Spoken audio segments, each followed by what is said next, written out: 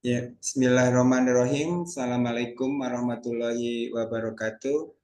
Waalaikumsalam Innalham- warahmatullahi wabarakatuh. Innalhamdalillah, nahmaduhu wa nasta'inuhu wa nastaghfiruh wa na'udzubillahi min syururi anfusina wa min syai'ati a'malina may yahdihillahu fala mudhillalah wa may yudhlil fala hadiyalah. Asyhadu an la ilaha illallah wahdahu la syarikalah wa asyhadu anna Muhammadan abduhu wa rasuluh la nabiyya ba'da. Alhamdulillah pada pagi hari ini kita dapat bertemu kembali untuk kafi yang kelima. Perlu Ustadz Rahman ketahui sejak kafi yang keempat kita kedatangan tamu juga Ustadz dari Sekolah MIMHA Bandung. Jadi Ahlan wa sahlan. Alhamdulillah ya. Selawat dan salam kepada junjungan kita Nabi besar Muhammad SAW beserta keluarga, sahabat dan tentu orang-orang yang mengikuti jalan beliau. Mari kita mulai dengan membaca basmalah. Bismillahirrahmanirrahim. Ya, Bismillahirrahmanirrahim. harapannya apa yang kita kerjakan pagi hari ini berkah bermanfaat dunia akhirat. Baik, sebelum Amin. dimulai Ustadz, saya akan menyampaikan dulu yang pertama tentang peraturan Zoom seperti biasa. Nanti ketika Ustadz atau host berbicara, mohon untuk mic di mute. Kemudian buka kamera atau video untuk menghormati pembicara jika memang internetnya lancar. Kalau tidak lancar, tidak apa ditutup. Kemudian bagaimana nanti kalau ada yang bertanya, silahkan nanti bisa raise hand atau bertanya lewat admin ya. Monggo lewat admin kalau mau japri misalnya malu dan sebagainya. Kemudian jika ingin mengingatkan bisa japri lewat co-host atau host. Misalnya suara pembicara tidak terdengar dan sebagainya bisa mengingatkan lewat host atau co-host. Kemudian menjaga sopan santun, misalnya jangan mencoret-coret tampilan dari yang disampaikan oleh pembicara dan sebagainya. Kemudian presensi untuk dari Sekolah Fitrah Semesta nanti akan dipresensi oleh kepala sekolah. Kemudian untuk Minha, monggo karena di pagi nanti jam 7 di Minha juga ada kajian offline, jadi tidak diwajibkan untuk Minha, jadi mana suka. Ya. Mohon di mute Bang Ilyas dan Bang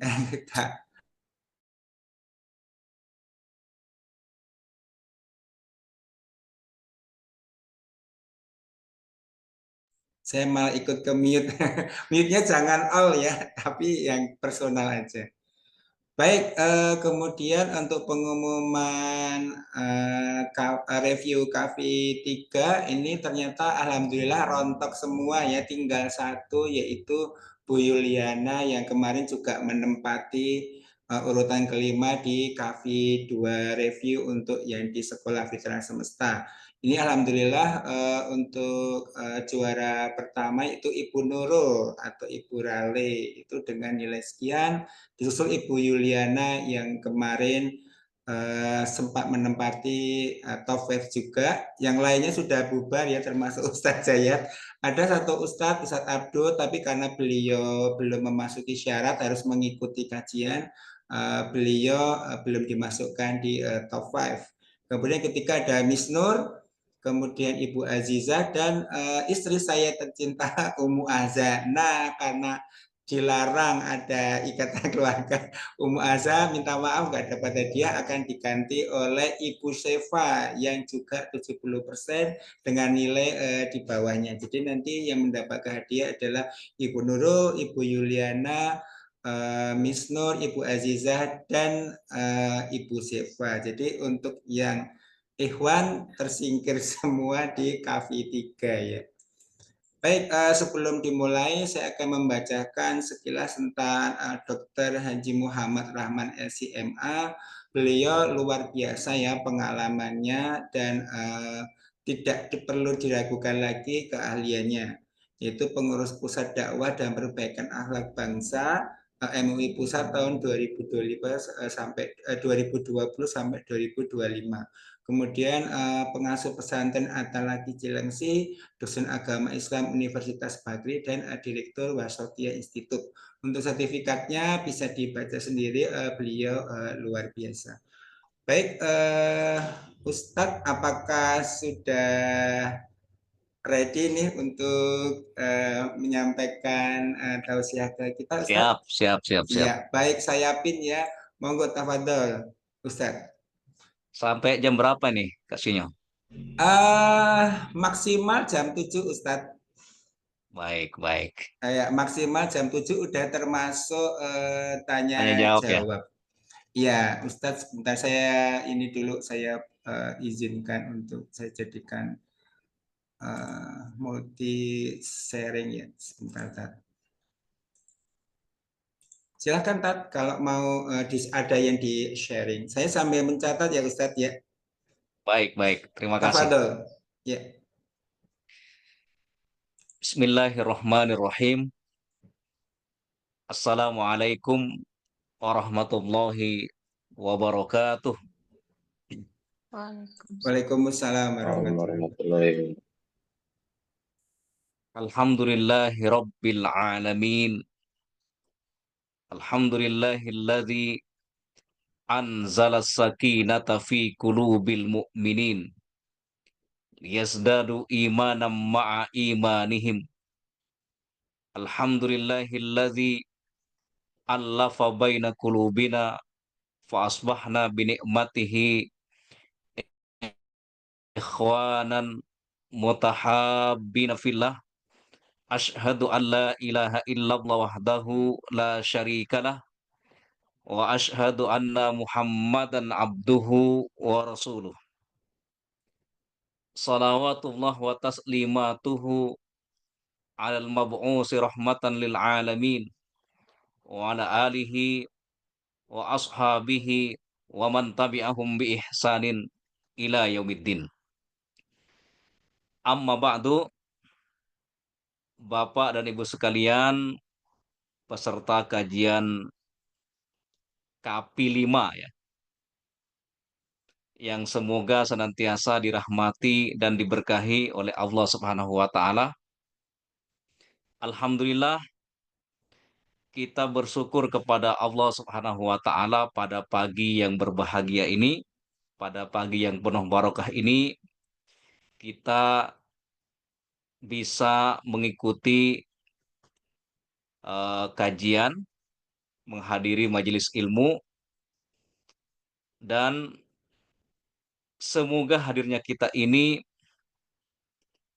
termasuk kepada orang-orang yang diberikan oleh Allah Subhanahu wa taala kebahagiaan, ketenangan, dan juga nama-nama kita disebut-sebut oleh Allah Subhanahu wa taala di hadapan para malaikatnya.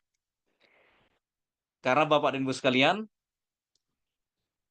saya yakin Bapak dan Ibu semuanya sering mendengar hadis ya yang menjelaskan bahwa tidaklah suatu kaum yang berkumpul di dalamnya, maksudnya berkumpul di rumah-rumah Allah Subhanahu wa taala, kemudian dibacakan ayat-ayat Al-Qur'an, ya, Allah Ta'ala akan menurunkan kepada mereka sakinah, ketenangan, dan Allah memberikan kepada mereka rahmat, dan mereka akan dinaungi oleh para malaikat.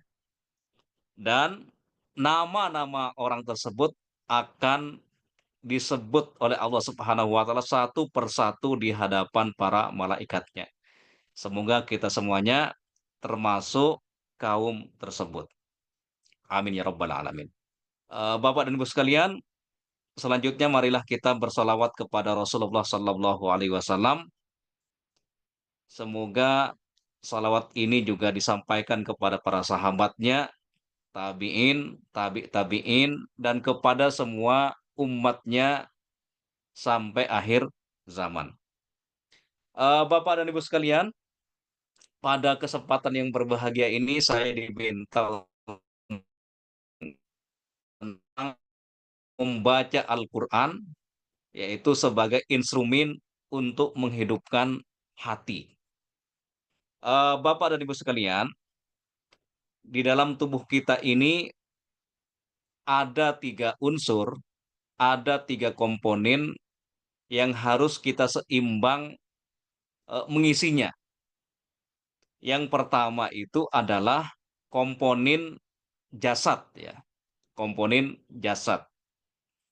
Cara menjaga fisik dan jasad kita tentu dengan cara berolahraga, ya, berolahraga yang cukup, kemudian mengkonsumsi makanan-makanan yang sehat, ya. Ini di antara cara menjaga fisik kita. Dan komponen yang kedua yang harus kita seimbang juga untuk menjaganya, melindunginya, bahkan menumbuhkannya, yaitu unsur akliyah, yaitu ak- Bapak dan Ibu sekalian adalah keilmuan, intelektualitas. Bagaimana kita senantiasa memaksimalkan untuk menuntut ilmu, memperbanyak pengetahuan, memperbanyak wawasan, sehingga kita punya wawasan yang luas, dan itu adalah cara kita untuk menumbuhkan intelektualitas kita. Nah, unsur yang ketiga, komponen yang ketiga yang harus kita jaga, yang harus kita lindungi dan harus kita tumbuhkan adalah unsur kolbiyah, yaitu hati, ya. Nah, nutrisi hati ini adalah bagaimana kita melakukan misalkan dengan zikir-zikir kepada Allah Subhanahu wa taala, dengan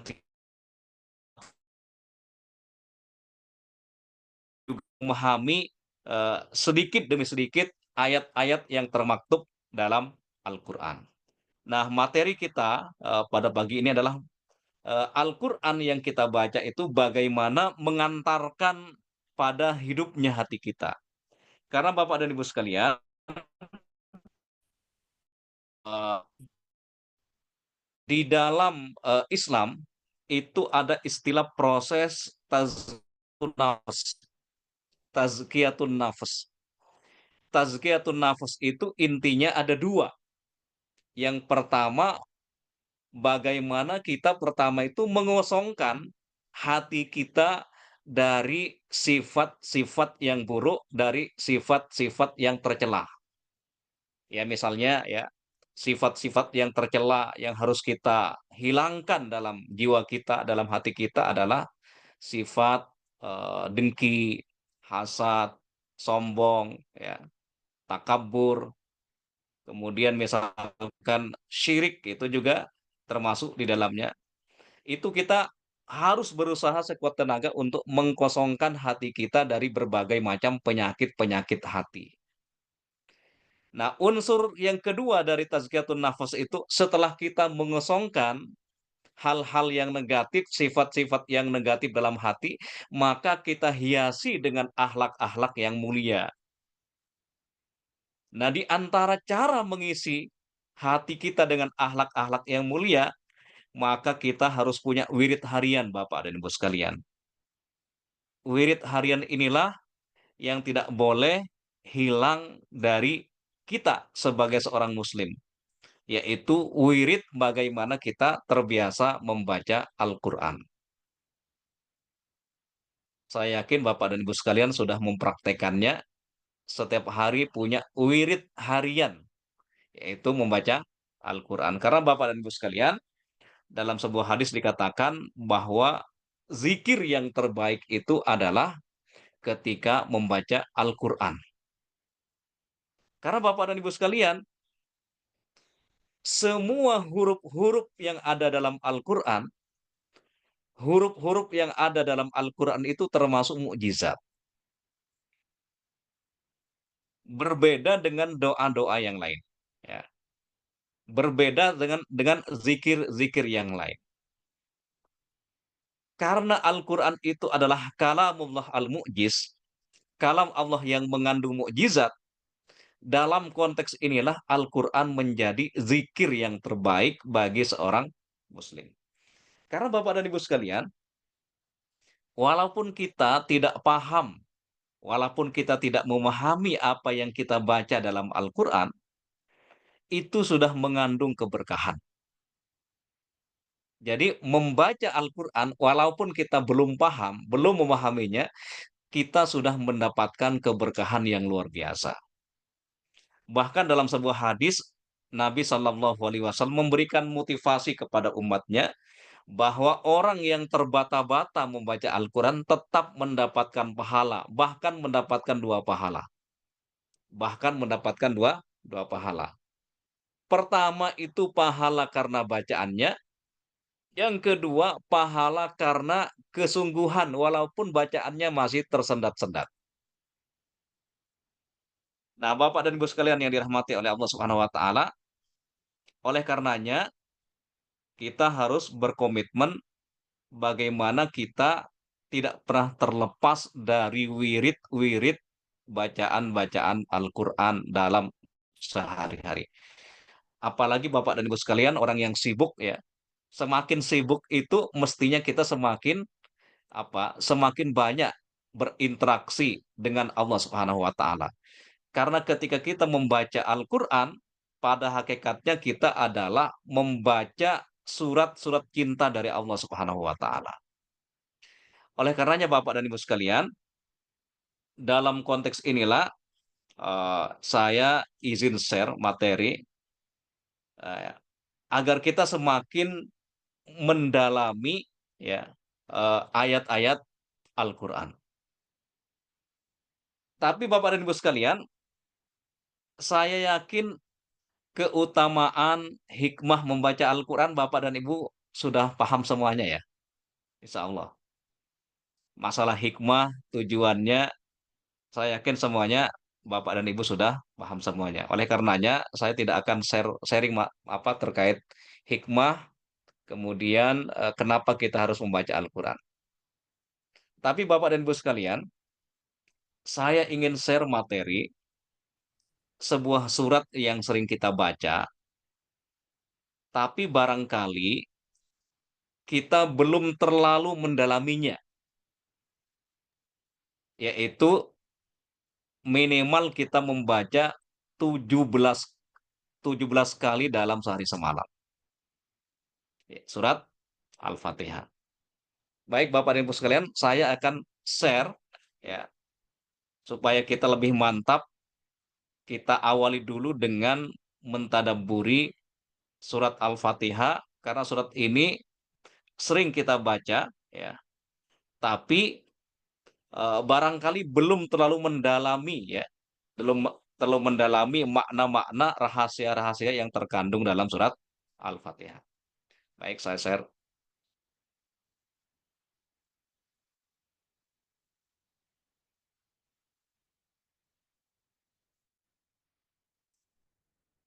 Kak Sinyu bisa, iya bisa dibaca ya nih ya. Baik.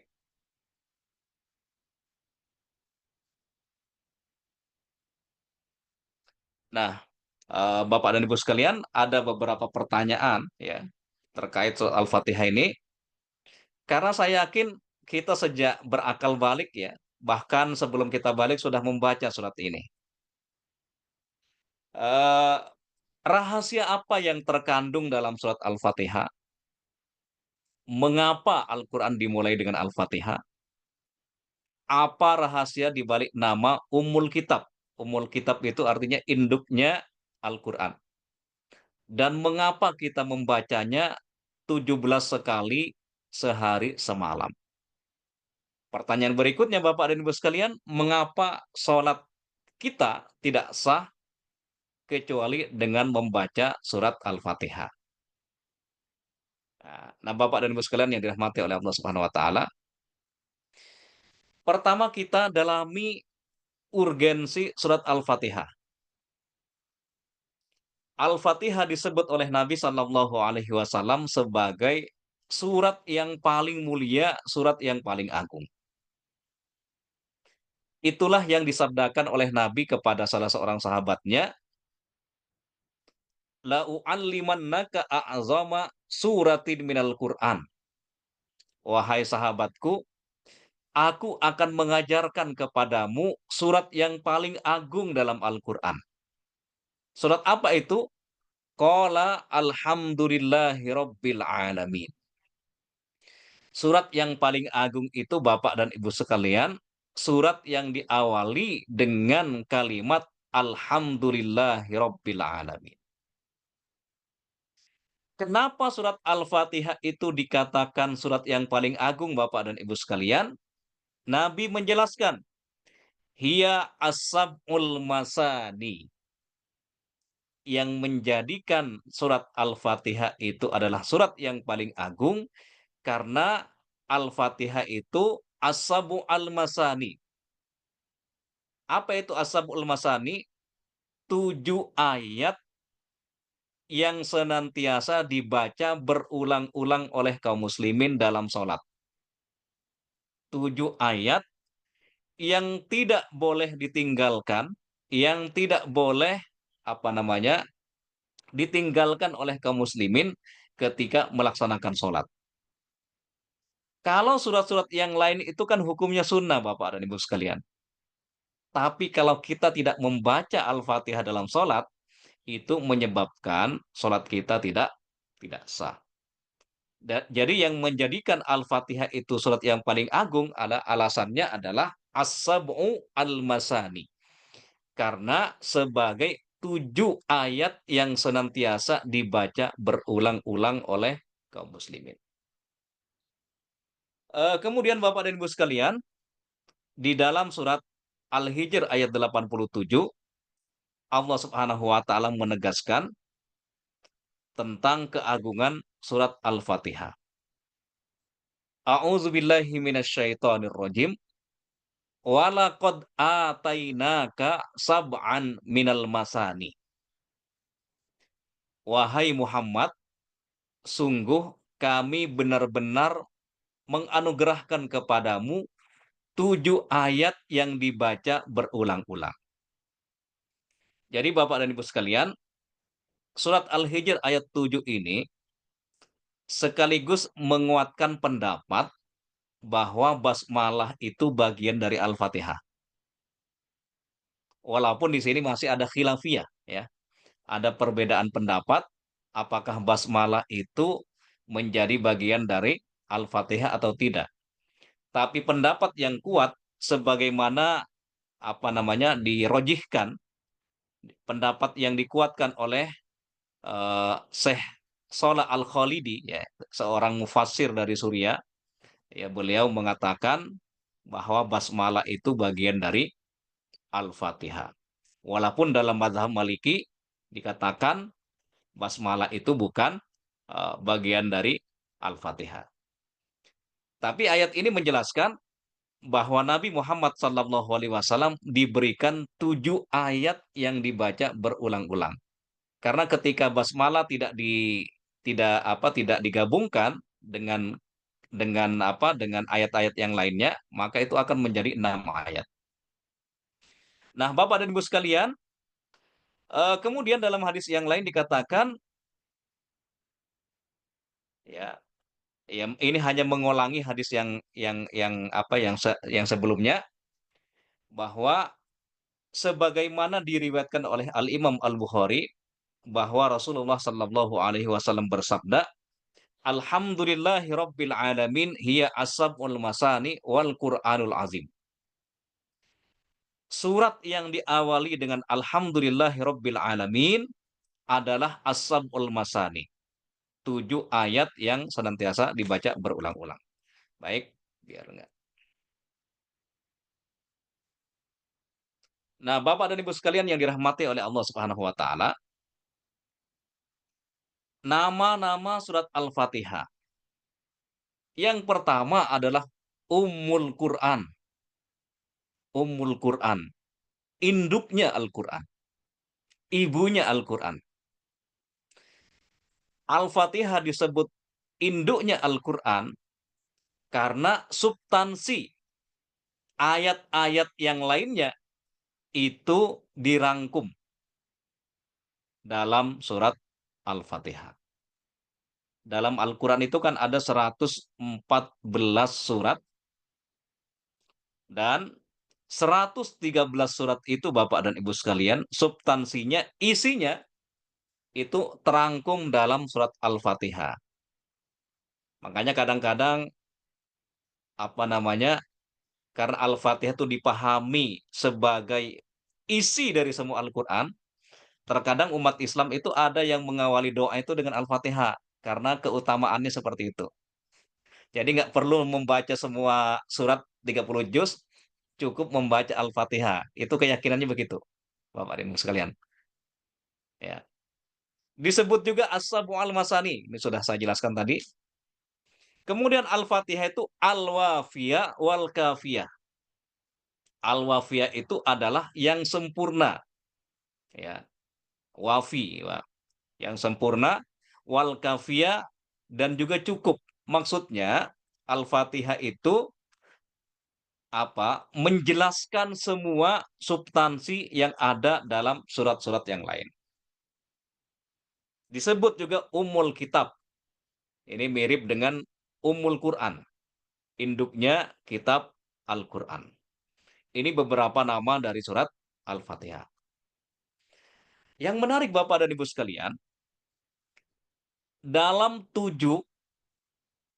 dalam 7 ayat dari surat Al-Fatihah itu ternyata pokok-pokok bahasan dalam Al-Quran semuanya itu dirangkum Bapak dan Ibu sekalian. Jadi pokok-pokok pembahasan dalam Al-Quran itu dibahas dalam surat Al-Fatihah. Nah, pokok-pokok bahasa dalam Al-Quran itu dalam istilah tafsir disebut dengan maqasidul Quran. Tujuan-tujuan atau pokok-pokok tujuan Al-Quran diturunkan. Ternyata tujuan-tujuan Al-Quran diturunkan ini Bapak dan Ibu sekalian ada 3. Ya, ada 3. Dan 3 pokok itu semuanya sudah dirangkum dalam surat Al-Fatihah. Yang pertama Bapak dan Ibu sekalian. Yang pertama adalah semua ayat-ayat Al-Quran, semua ayat-ayat Al-Quran itu di antara tujuannya adalah untuk penguatan akidah. Untuk penguatan akidah yang, ya, akidah yang benar. Atau dalam bahasa kita adalah takwiyatul akidah, menguatkan akidah umat Islam. Oleh karenanya Bapak dan Ibu sekalian, semua ajaran para nabi dan rasul itu tujuan utamanya adalah bagaimana menegakkan tauhidullah, mengesahkan Allah Subhanahu wa taala. La syarika lahu. Tidak boleh menyekutukannya. Jadi Bapak dan Ibu sekalian, sejak dari Nabi Adam sampai Nabi Muhammad, itu ajaran para nabi dan rasul itu adalah menguatkan akidah ini. Dan inilah tujuan-tujuan Al-Quran diturunkan ke muka bumi ini. Dan tujuan-tujuan Al-Quran diturunkan ke muka bumi ini dirangkum dalam surat Al-Fatihah. Bapak dan Ibu sekalian yang dirahmati oleh Allah Subhanahu wa taala, dari mana kita mengambil kesimpulan, mengambil sebuah apa namanya? Khulasoh atau kesimpulan bahwa Al-Fatihah itu eh, membahas tentang pentingnya penguatan akidah. Ini dari 3 ayat yang pertama, ya. 3 ayat yang pertama. A'udzu billahi minasyaitonir rajim. Alhamdulillahi rabbil alamin. Ar-Rahmanir Rahim. Maliki yaumiddin. Ini Bapak dan Ibu sekalian, kalau kita renungkan, 3 ayat ini memerintahkan kepada umat Islam untuk menguatkan akidahnya. Alhamdulillah. Segala puji bagi Allah Subhanahu wa taala. Segala puji itu hanya untuk Allah Subhanahu wa taala. Siapakah Allah yang kita puji itu? Rabbil alamin, yang menguasai semua yang ada di alam raya ini atas kekuasaan Allah Subhanahu wa taala. Semua planet yang ada di alam raya ini semuanya diatur oleh Allah Subhanahu wa taala. Dan semua planet itu adalah berjalan sesuai dengan garis edar yang telah ditetapkan oleh Allah Subhanahu wa taala. Karena Allah di sini Rob, mengatur.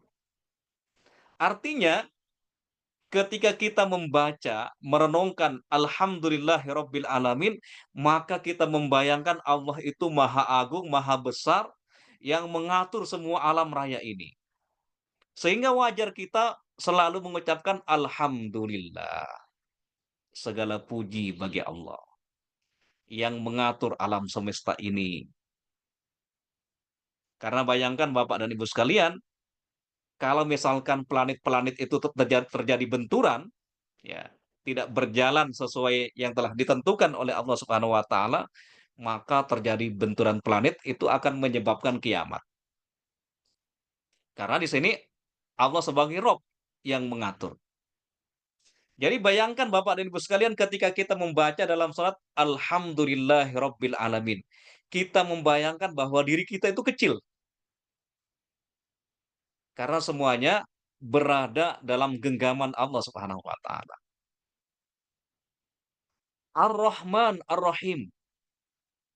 Ar-Rahman Ar-Rahim. Allah yang Maha Pemurah, Allah yang Maha Penyayang. Jadi sebenarnya Bapak dan Ibu sekalian, kalau kita merenungkan Ar-Rahman Ar-Rahim ini, kita tidak akan pernah merasa khawatir. Karena kita yang ada di dunia ini, makhluk hidup yang ada di muka bumi ini, semua rizkinya dijamin oleh Allah Subhanahu wa taala. Walaupun rizki kita dijamin, tentu kita harus berusaha untuk menjemputnya.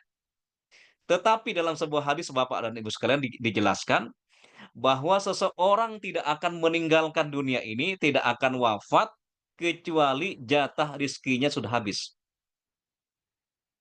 Jadi jadi sebenarnya antara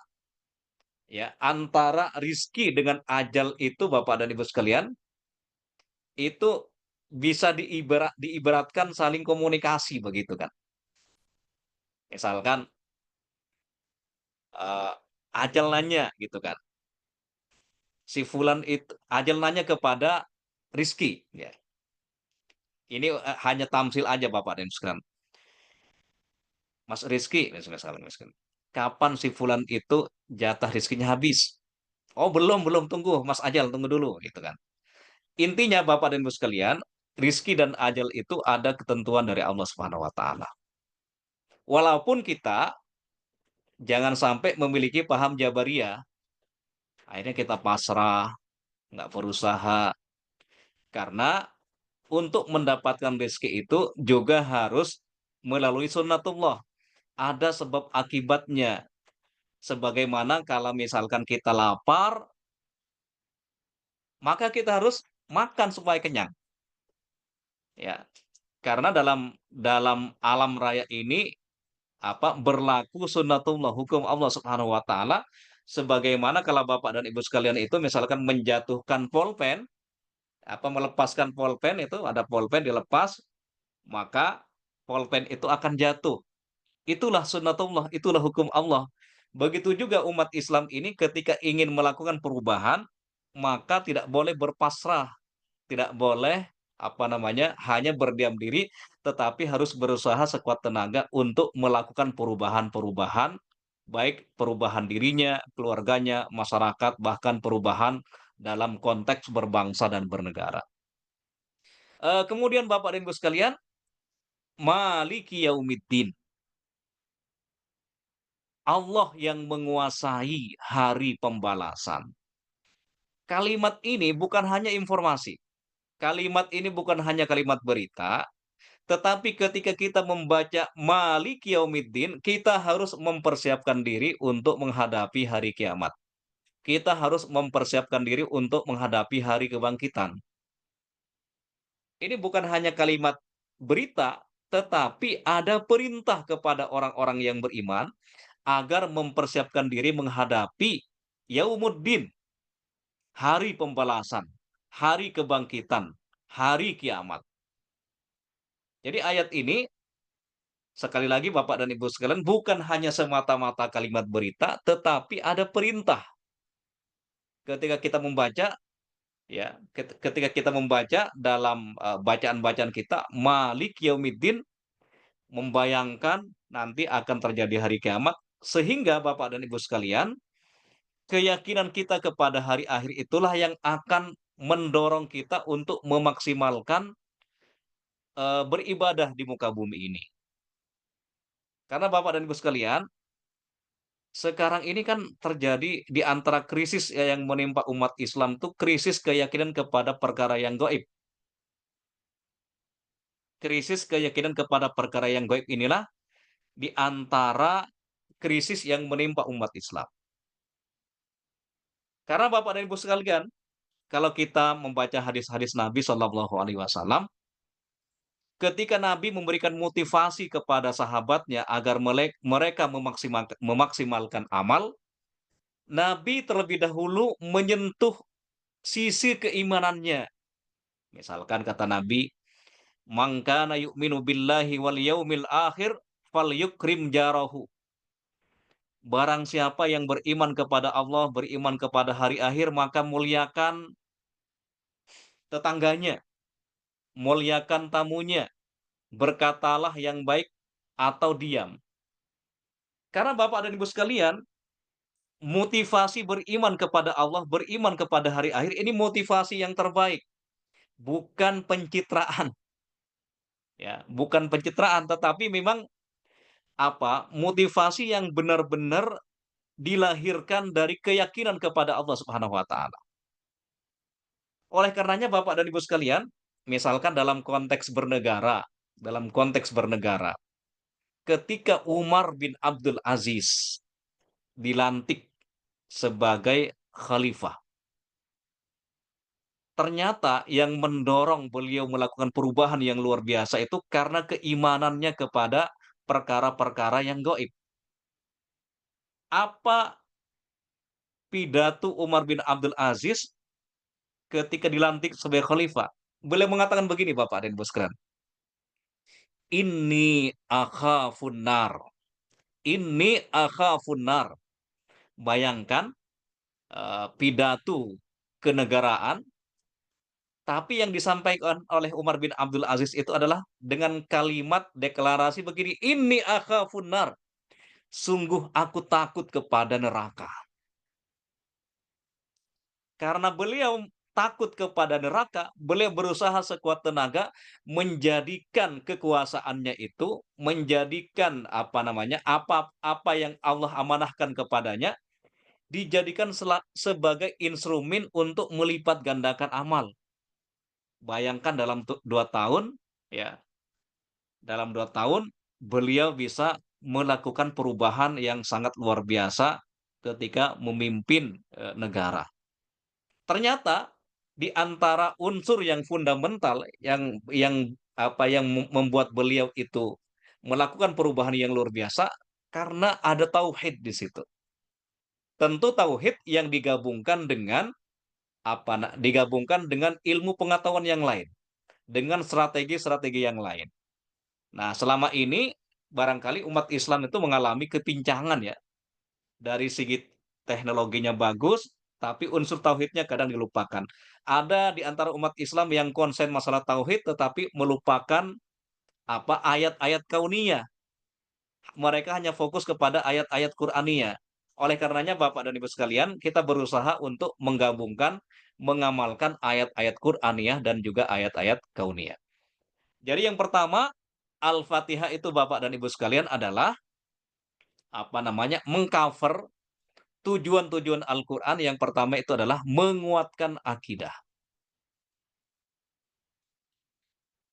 Yang kedua, Bapak dan Ibu sekalian, tujuan-tujuan Al-Quran yang di-cover oleh surat Al-Fatihah, Al-Fatihah itu menguatkan ibadah kepada Allah Subhanahu wa taala, yaitu bagaimana kita beribadah kepada Allah, kepada Rob yang kita imani. Nah, Bapak dan Ibu sekalian, setelah tauhid, maka dalam Al-Fatihah itu ada pembahasan bagaimana kita mengikhlaskan, atau dalam bahasa yang lain itu tajarrud fil ibadah. Totalitas ikhlas dalam beribadah hanya semata-mata karena Allah Subhanahu wa taala. Itulah yang kita baca dalam kalimat iyyaka na'budu wa iyyaka nasta'in. Iyyaka na'budu wa iyyaka nasta'in. Ya Allah, kami hanya menyembah kepadamu dan kami hanya meminta pertolongan kepadamu. Ini Bapak dan Ibu sekalian, kalau kita memahaminya dengan perspektif bahasa Arab, dengan menggunakan pendekatan bahasa Arab, ini Bapak dan Ibu sekalian, ini objeknya ini dimajukan. Kan biasanya dalam bahasa Arab itu kan ada predikat, ada subjek, ada objek. Susunan normalnya begitu. Tapi yang menarik Bapak dan Ibu sekalian, objeknya ini dimajukan, dikedepankan gitu maksudnya. Ini kan asal kalimatnya adalah na'budu iyyaka. Iyakanya ini sebagai objek, sebagai maf'ul bi dalam bahasa Arab. Itu artinya Bapak dan Ibu sekalian, kata para mufassir, ketika Allah Subhanahu wa taala dalam ayat-ayatnya mengedepankan maf'ul bih, objek didahulukan, dimajukan ke depan, itu menunjukkan kesungguhan yang luar biasa. Itu menunjukkan sesuatu yang sungguh-sungguh yang luar biasa. Artinya Bapak dan Ibu sekalian, ketika kita mengucapkan iyyaka na'budu wa iyyaka nasta'in, ya Allah, kami benar-benar sungguh-sungguh tidak main-main na'budu, hanya beribadah kepadamu. Wa iyyaka nasta'in, dan hanya meminta pertolongan kepadamu. Ini adalah apa namanya? Poin bagaimana kita menguatkan ibadah yang benar, ibadah yang totalitas hanya dipersembahkan untuk Allah Subhanahu wa taala. Nah, yang ketiga Bapak dan Ibu sekalian, dalam Al-Fatihah itu menjelaskan kepada kita, atau Al-Fatihah menjelaskan tujuan-tujuan Al-Qur'an yang ketiga, bagaimana umat Islam itu istiqomah meniti manhaj hidup yang benar. Ya, bagaimana umat Islam itu istiqomah, konsisten, meniti, berada dalam jalan yang benar sampai meninggalkan dunia ini. Ternyata ketika kita membaca ihdinas siratal mustaqim, ihdina, ya Allah, tunjukkanlah kepada kami as-sirata, jalan al-mustaqim, yang lurus. Nah, kita berdoa kepada Allah Subhanahu wa taala agar diistiqomahkan pada jalan yang lurus ini, yaitu jalan iman dan jalan Islam. Sebagaimana dalam ayat yang lain dikatakan, wala tamutunna illa wa antum muslimun. Janganlah kalian meninggalkan dunia ini kecuali dalam kondisi muslim. Nah, ihdinas siratal mustaqim, nah, tunjukilah kami kepada jalan yang lurus ini, kita memohon kepada Allah Subhanahu wa taala agar istiqomah dalam iman dan Islam. Bagaimana jalan yang istiqomah itu Bapak dan Ibu sekalian? Siratal ladzina an'amta alaihim. Jalannya orang-orang yang diberikan nikmat oleh Allah Subhanahu wa taala. Siapakah orang-orang yang diberikan nikmat oleh Allah Subhanahu wa taala? Kita akan memohon kepada Allah agar kita diistiqomahkan dalam jalan yang benar. Jalan yang benar itu adalah, jalan yang lurus itu adalah jalannya orang-orang yang diberikan nikmat oleh Allah Subhanahu wa taala. Siapakah mereka? Para nabi dan rasul. Yang pertama itu adalah para nabi dan rasul. Dan kita tentu nanti berharap ketika kita dimasukkan ke surga Allah Subhanahu wa taala dipertemukan dengan para nabi dan rasul. Yang kedua adalah as-solihin, kaum muslimin dari kalangan orang-orang yang soleh. Dan yang ketiga adalah as-siddiqin, as-siddiqin, orang golongan orang-orang yang jujur, ya, sebagaimana jujurnya Sayyidina Abu Bakar radhiyallahu anhu, karena beliau mendapatkan gelar as-siddiq. Dan yang keempat itu adalah asyuhada, para syuhada. Jadi Bapak dan Ibu sekalian, jalannya orang yang istiqomah itu pertama jalannya para nabi dan rasul. Kita tidak mungkin bisa menjadi nabi dan rasul karena kenabian itu sudah ditutup. Yang memungkinkan jalan kedua yaitu torik as-sirat, siratus solihin, siratus solihin. Jalannya orang-orang yang soleh. Nah, dan yang ketiga yang mungkin kita wujudkan juga as-siddiqin, orang-orang yang jujur. Dan yang keempat adalah asyuhada. Inilah cita-cita yang tertinggi bagi seorang muslim. Karena seorang muslim itu pasti akan berdoa, Allahumma amitna ala syahadati fi sabilillah. Ya Allah, wafatkanlah kami dalam kondisi berjuang, berjihad di jalan Allah Subhanahu wa taala. Jadi Bapak dan Ibu sekalian, 17 kali kita membaca ayat ini, kita memohon kepada Allah agar istiqomah, tidak terpengaruh dengan jalan yang lain. Apa jalan yang lain itu? Ghairil maghdubi alaihim waladdallin. Ya Allah, istiqomahkanlah jalan kami, jalan iman dan Islam, tidak terpengaruh dengan jalannya ghairil maghdubi alaihim, jalannya orang-orang Yahudi, Bu. Di sini. Nabi itu ketika menafsirkan orang yang dimurkai Allah itu adalah orang Yahudi. Waladdallin, dan juga bukan jalannya orang-orang yang sesat. Di sini Nasrani.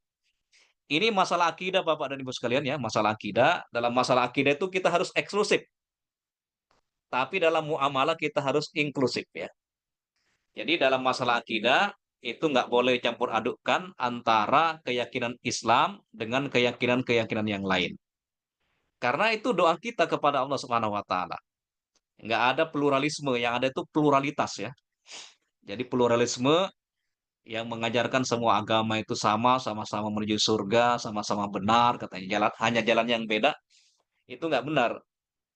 Karena Islam itu satu-satunya yang benar, satu-satunya yang benar. Walaupun kita secara muamalah sosial, kita harus berbuat baik kepada semua manusia, ya, apalagi kepada sesama kaum muslimin. Jadi Bapak dan Ibu sekalian, dalam masalah teologi, dalam masalah keyakinan, dalam masalah akidah, lakum dinukum waliyadin. Ini prinsip yang tegas dari surat Al-Fatihah. Baik Bapak dan Ibu sekalian, waktunya sangat langsung saya ini aja ya, ke poin-poin pembahasannya. Nah, Bapak dan Ibu sekalian yang dirahmati oleh Allah Subhanahu wa taala, di dalam surat Al-Fatihah yang kita baca itu minimal minimal terkandung 9 prinsip. Ada 9 prinsip dasar Al-Qur'an yang dijelaskan di dalam surat Al-Fatihah. Yang pertama Bapak dan Ibu sekalian, ketika kita membaca Alhamdulillahirabbil alamin. Nah, itu artinya kita mengakui dengan sepenuh hati atas semua nikmat-nikmat yang Allah berikan kepada kita. Karena Bapak dan Ibu sekalian, syukur itu tidak akan sempurna kecuali menggabungkan 3 unsur. Bersyukur kepada Allah Subhanahu wa taala itu akan sempurna ketika menggabungkan 3 unsur. Yang pertama, asyukru bil qalbi. Syukur dengan hati, pengakuan yang sejujur-jujurnya bahwa semua nikmat dan karunia yang yang kita dapatkan ini, yang kita manfaatkan, yang kita rasakan, semuanya berasal dari Allah Subhanahu wa taala sebagaimana ucapan Nabi Sulaiman, "Hadza min fadli rabbi." Hadza min fadli rabbi. Semua kekuasaan yang dimiliki oleh Nabi Sulaiman itu berasal dari Allah Subhanahu wa taala. Jadi syukur itu akan sempurna ketika pertama diawali dengan kejujuran hati kita mengakui bahwa apa yang kita dapatkan, apa yang kita rasakan di dunia ini semuanya berasal dari Allah Subhanahu wa taala. Yang kedua adalah asyukru bil lisan. Syukur dengan lisan yang tentu mengucapkan dengan kalimat alhamdulillahi rabbil alamin. Dan yang ketiga adalah asyukru bil jawarih. Asyukru bil jawarih, bersyukur dengan anggota tubuh kita. Inilah syukur yang paling afdol. Bagaimana kita menggunakan semua nikmat, semua karunia yang Allah berikan kepada kita, kita gunakan dalam rangka beribadah kepada Allah Subhanahu wa taala.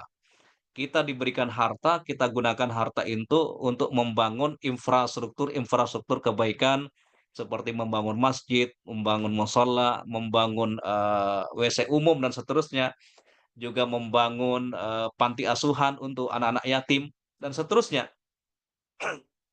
Itu cara bersyukur yang terbaik. Misalkan Allah juga memberikan mata kepada kita, tentu penglihatan itu kita gunakan untuk melihat tanda-tanda kekuasaan Allah Subhanahu wa taala. Intinya syukur yang ketiga itu adalah menggunakan semua yang Allah berikan kepada kita sesuai dengan petunjuk dan arahan dari Allah Subhanahu wa taala. Itulah syukur yang sempurna.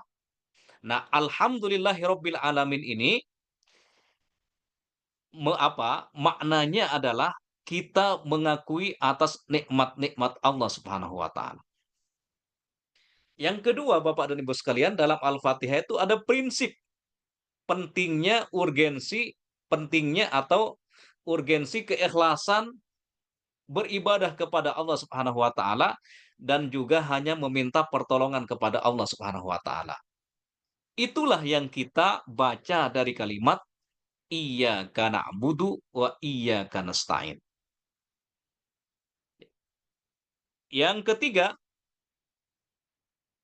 Al-Fatihah mengajarkan kepada kita untuk memohon kepada Allah Subhanahu wa taala agar dikaruniai sahabat-sahabat yang baik, sahabat-sahabat yang soleh, sahabat yang menjadi sahabat dunia dan akhirat, yaitu persahabatan, pertemanan, persaudaraan yang dilandaskan karena keimanan kepada Allah Subhanahu wa taala. Inilah persahabatan, inilah persaudaraan yang abadi dunia dan akhirat. Ketika kita membaca ihdinas siratal mustaqim, siratal ladzina an'amta alaihim. Ini artinya kita memohon kepada Allah agar diberikan sahabat-sahabat dunia akhirat, sahabat-sahabat yang soleh, sahabat-sahabat yang baik. Yang keempat, Bapak dan Ibu sekalian, Al-Fatihah mengajarkan kepada kita agar kita waspada dari sahabat-sahabat yang jahat, sahabat-sahabat yang tidak baik, sahabat-sahabat yang menyesatkan. Itulah dari ungkapan kalimat ghairil maghdubi alaihim waladdallin. Nah, yang kelima, nama-nama Allah yang Maha Baik Ar-Rahman Ar-Rahim. Ya, bayangkan di situ ada kata-kata Ar-Rahman Ar-Rahim itu yang menjadi sebab yang menjadi prinsip yang melandasi hubungan Allah dengan manusia adalah rahmat dan kasih sayang. Jadi Bapak dan Ibu sekalian, yang melandasi hubungan Allah dengan manusia itu adalah rahmat dan kasih sayang. Ar-Rahman Ar-Rahim diulang 2 kali itu maksudnya ini kalau digabung dengan basmalah Bapak dan Ibu sekalian. Kan bismillahirrahmanirrahim. Itu kan ada Ar-Rahman Ar-Rahim. Kemudian Ar-Rahman Ar-Rahim itu juga ada pada ayat setelahnya gitu kan. Ini diulang 2 kali. Itu artinya Allah ingin memberikan penekanan kepada kita bahwa semua hubungan Allah dengan makhluknya termasuk manusia itu adalah hubungan rahmat dan kasih sayang. Bahkan masuk surganya kita, ya, kita insya Allah masuk surga, ya, kita berdoa kepada Allah Subhanahu wa taala, semoga kita dimasukkan ke surga, itu karena rahmat dan kasih sayang Allah Subhanahu wa taala, bukan karena amal-amal kita. Walaupun demikian, untuk mendapatkan rahmat Allah, kita juga harus berjuang, kita juga harus beramal, memaksimalkan ibadah di muka bumi ini, sehingga kita layak mendapatkan rahmat dan kasih sayang Allah Subhanahu wa taala. Dan yang keenam Bapak dan Ibu sekalian, prinsip yang ada dalam Al-Fatihah itu mengajarkan kepada kita keistiqomahan. Istiqomah itu nanti patokannya, parameternya, standarnya ketika kita meninggal dunia Bapak dan Ibu sekalian. Dan ketika kita dipanggil oleh Allah Subhanahu wa taala dengan panggilan yang lembut, ya ayyatuhan nafsul mutmainnah, wahai jiwa yang tenang, irji'i, kembalilah ila rabbiki, menuju Tuhanmu, radiyah mardiyah, dalam kondisi engkau ridho dan diridhoi oleh Allah Subhanahu wa taala. Fadkhuli fi ibadi, wahai jiwa yang tenang, bergabunglah bersama hamba-hambaku, hamba-hamba Allah yang diridhoinya. Siapakah mereka? Para nabi dan rasul, orang-orang yang soleh, siddiqin, dan orang-orang yang syuhada. Itulah hamba-hamba Allah yang diridhoinya. Jadi sebelum kita mendapatkan panggilan yang lembut dari malaikat maut, Bapak dan Ibu sekalian, maka kita jangan pernah merasa aman. Merasa aman, oleh karenanya di sini ihdinas siratal mustaqim ini mengajarkan kepada kita agar kita senantiasa istiqomah sampai ajal menjemput, karena cepat atau lambat kita pasti akan meninggalkan dunia ini. Oleh karenanya, karena dunia ini sementara, maka kita maksimalkan ibadah semampu kita, dan ibadah di sini bukan hanya di masjid, bukan hanya di musola, tetapi ketika kita bekerja sosial, ya, kita mengedukasi masyarakat, apa namanya, mendidik mendidik para murid ya, para santri, para mahasiswa, kemudian dan, kebaikan-kebaikan yang lainnya, itulah cara kita mengabdi kepada Allah Subhanahu wa taala, tidak hanya memahami ibadah itu, ibadah yang apa, yang korelasinya dengan hablum minallah. Tetapi ada juga ibadah yang lain adalah hablum minannas, yaitu memaksimalkan potensi yang kita miliki ya dalam rangka beribadah kepada Allah Subhanahu wa taala. Mungkin dari kita ada yang potensinya bisa mengajarkan kepada orang lain menulis, itu juga cara ibadah ya. Karena dengan menulis itu bisa menyebarkan kebaikan-kebaikan, bisa melakukan nahi mungkar dan seterusnya. Ada yang punya kapasitas di bidang yang lain, ya mungkin seni, seni seni Islam dan seterusnya.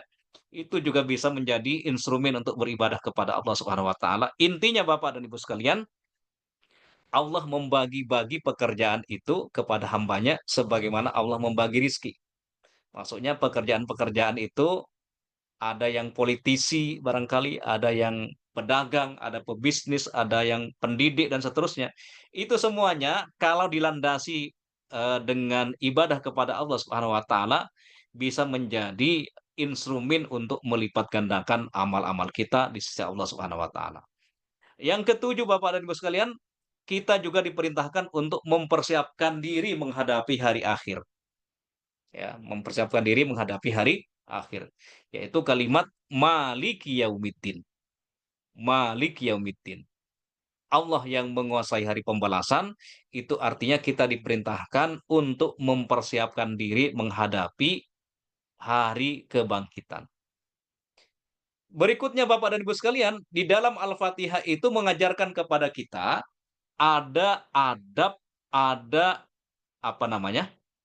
Pertama itu ada etika dan adab, kemudian juga ada substansi doa, dan juga surat ini juga diakhiri dengan doa.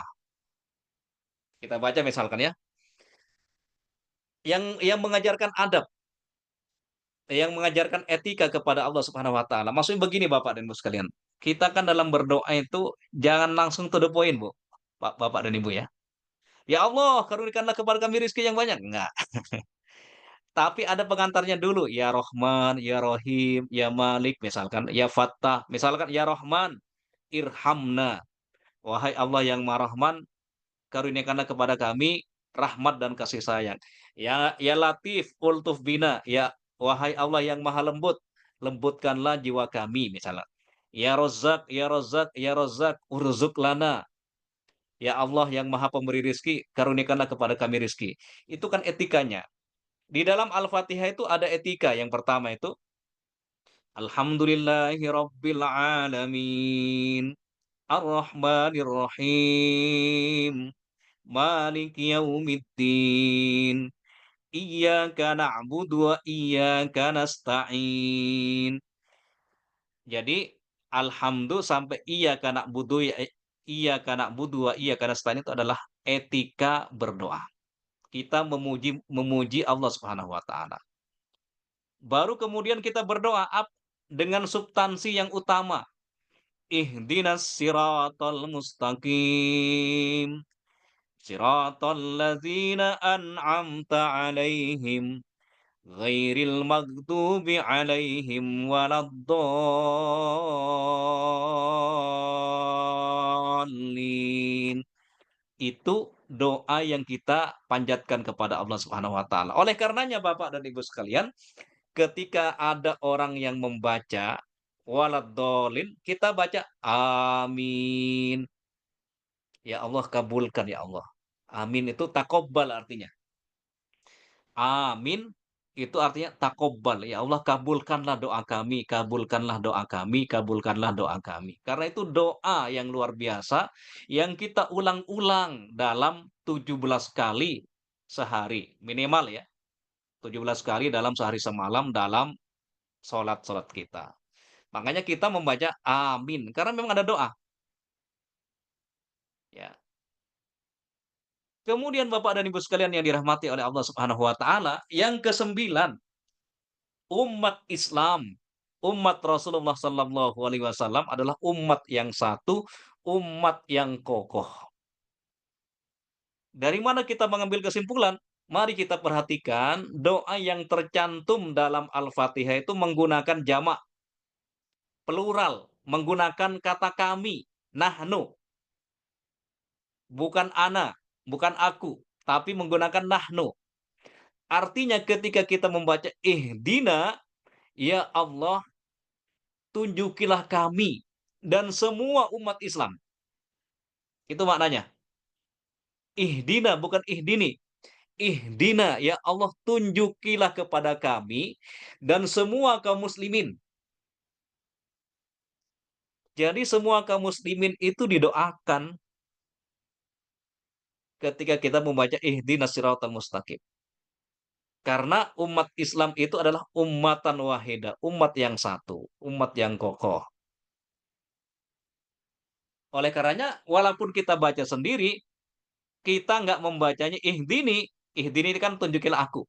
Tapi tetap membaca ihdina as-sirata al-mustaqim. Ya Allah, tunjukilah kami kepada jalan yang lurus. Iyyaka na'budu wa iyyaka nasta'in. Yang perhatikan yang warna merah ini adalah menunjukkan kata kami, kita, plural, jamak, bukan tunggal. Ya. Ini menunjukkan bahwa umat Islam itu adalah umat yang kokoh, umat yang satu, umat yang bersatu. Nah, Bapak dan Ibu sekalian, ketika kita merenungkan Al-Fatihah ini, insya Allah nanti ke depannya kita makin khusyuk dalam sholat. Apalagi Bapak dan Ibu sekalian, ketika kita membaca Al-Fatihah, itu kita sedang berkomunikasi dengan Allah Subhanahu wa taala. Karena setiap kalimat yang kita baca dalam Al-Fatihah, Allah langsung menjawab.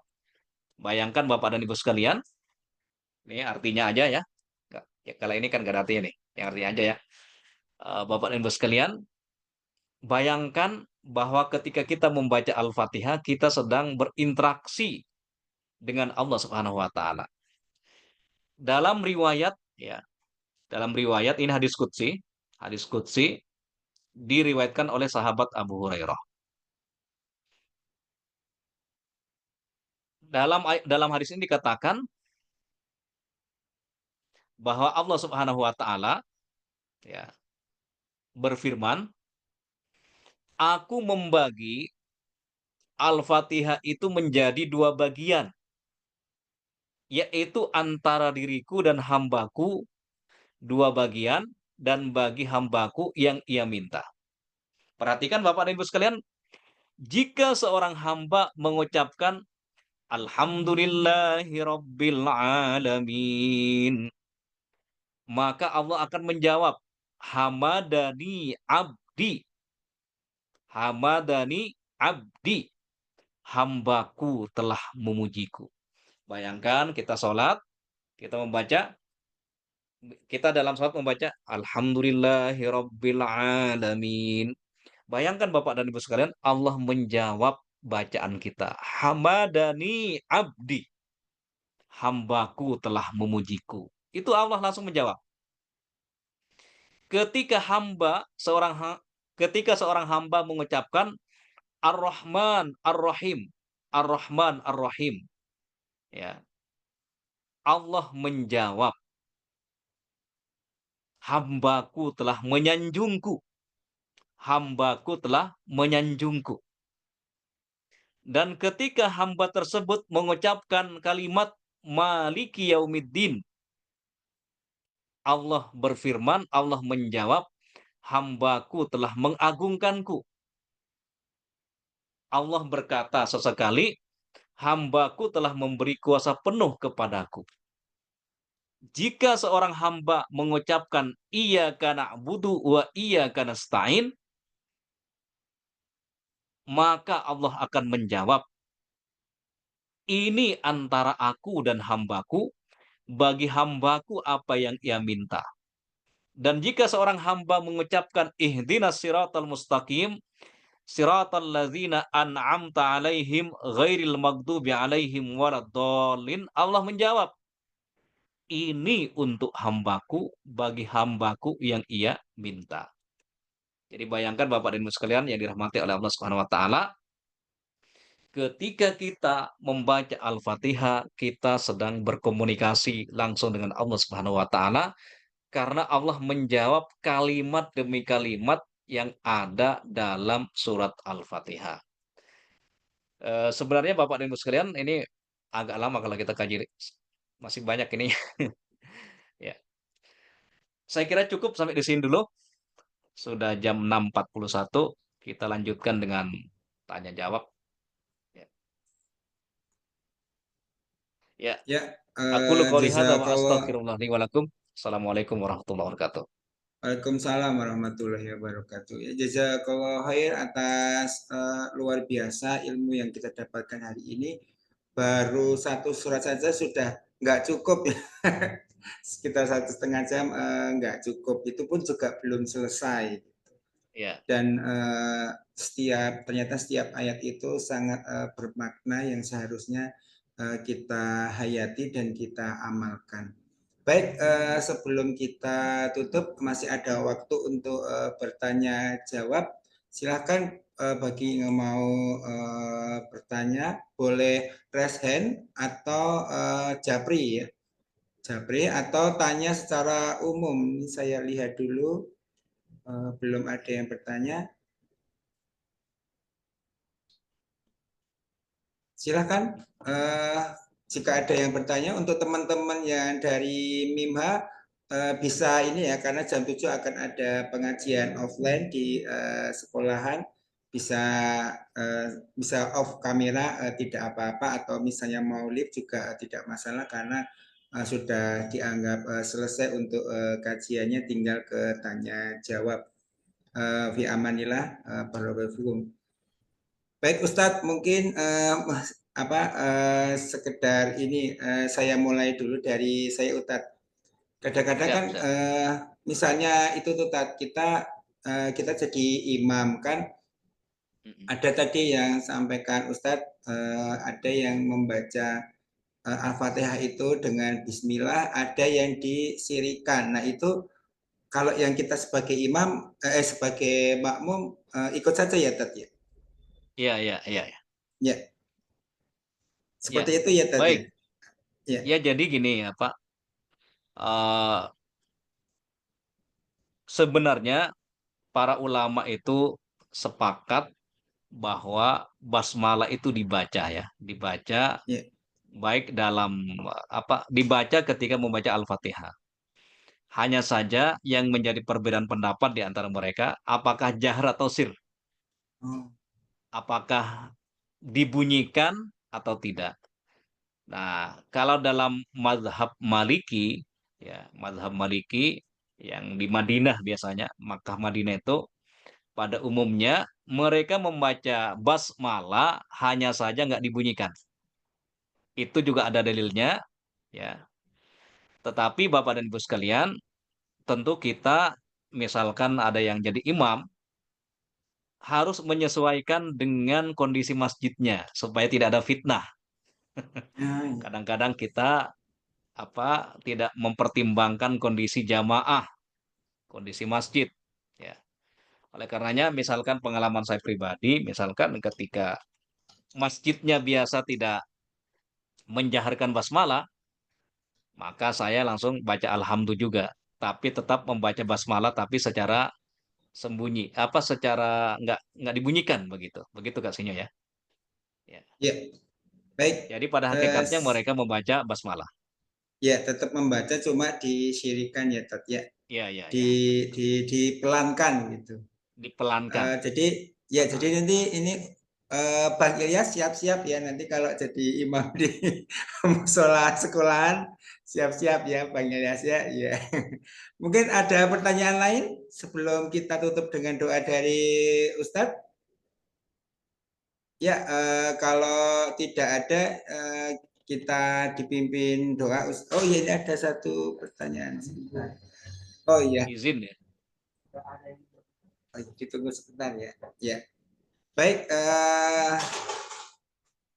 Baik Ustadz, karena tidak ada yang bertanya, sebelum kita tutup, tertutup silakan Ustadz kita dipimpin berdoa supaya Qadarullahnya di sini sedang hujan Ustadz, jadi semoga diijabai oleh Allah. Amin. Silakan Ustadz. Amin, amin, amin, amin. Baik, Bapak dan Ibu sekalian, sebelum kita berdoa, mari kita beristighfar 3 kali. Astaghfirullahalazim, alladzi la ilaha illa huwal hayyul qayyum wa atubu ilaih. Astaghfirullahalazim, alladzi la ilaha illa huwal hayyul qayyum wa atubu ilaih. Astaghfirullahalazim, alladzi la ilaha illa huwal hayyul qayyum wa atubu ilaih. A'udzu billahi minasyaitonir rajim. Alhamdulillahi hamdan yuafi ni'amahu wa yukafi mazidah. Ya Rabbana lakal hamdu kama yanbaghi li jalali wajhikal karimi wa azimi sultanik.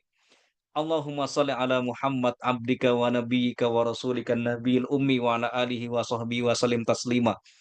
Adada ma ahata bihi ilmuk wa khatta bihi qalamuk wa asaw kitabuk. Wardallahumma an sadatina Abi Bakar wa Umar wa Utsman wa Ali wa ani sahabati ajmain wa anit tabi'in wa tabi'ihim bi ihsanin ila yaumiddin. Allahumma arinal haqqa haqqa warzuqna ittiba'ah wa arinal batila batila warzuqna ijtinabah. Allahumma arinal haqqa haqqa warzuqna ittiba'ah wa arinal batila batila warzuqna ijtinabah. Allahumma hdinas siratal mustaqim. Allahumma hdinas siratal mustaqim. Allahumma hdinas siratal mustaqim. Siratal ladzina an'amta alaihim ghairil maghdubi alaihim waladdallin.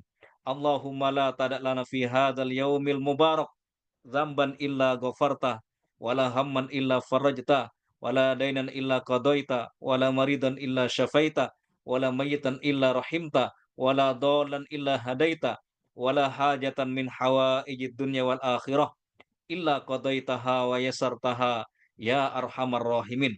Allahumma ansurna fa innaka khairun nasirin. Allahumma ansur al muslimin al mustad'afin wal mujahidin fi Palestin. Allahumma ansur al muslimin al mustad'afin wal mujahidin fi Palestin. Allahumma ansur al muslimin al mustad'afin wal mujahidin fi Palestin.